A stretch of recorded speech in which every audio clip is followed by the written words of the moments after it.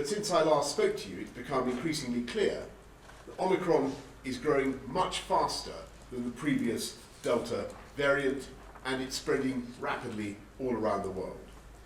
568 cases have been confirmed through genomic sequencing across every region of the UK, and the true number is certain to be much higher.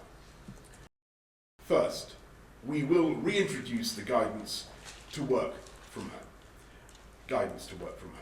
Employers should use the rest of the week to discuss working arrangements with their employees, but from Monday, you should work from home if you can. Go to work if you must, but work from home if you can. All right? I know this will be hard for many people, but by reducing your contacts in the workplace, you will help slow transmission. Second, from this Friday, we will further extend the legal requirement to wear a face mask to most public indoor venues, including theatres and cinemas. There will be, of course, exceptions where it's not practical, such as when eating, drinking, exercising, or singing. Third, we'll also make the NHS COVID pass mandatory for entry into nightclubs and venues where large crowds gather, including unseated indoor venues with more than 500 people, unseated outdoor venues with more than 4,000 people, and any venue with more than 10,000 people.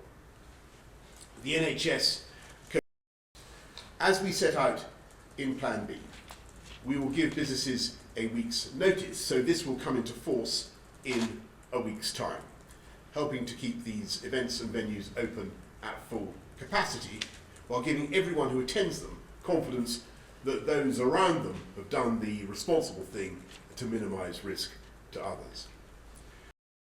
As Omicron spreads in the community, we will also introduce daily tests for contacts instead of isolation, so we keep people safe while minimising the disruption to daily life.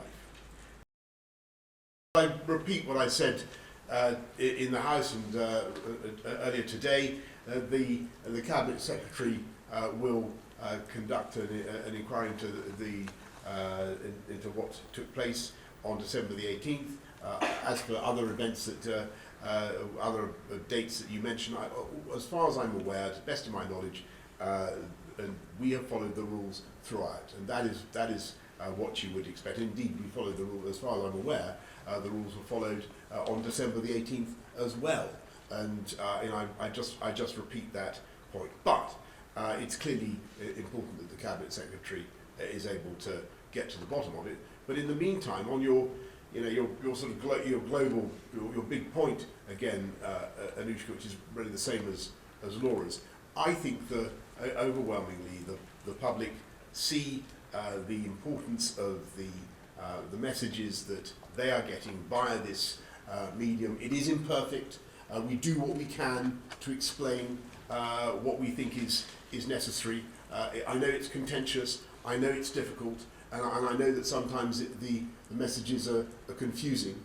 We do our absolute best to make it as clear as possible, and we do everything that we can to protect public health. That's what we're driven by.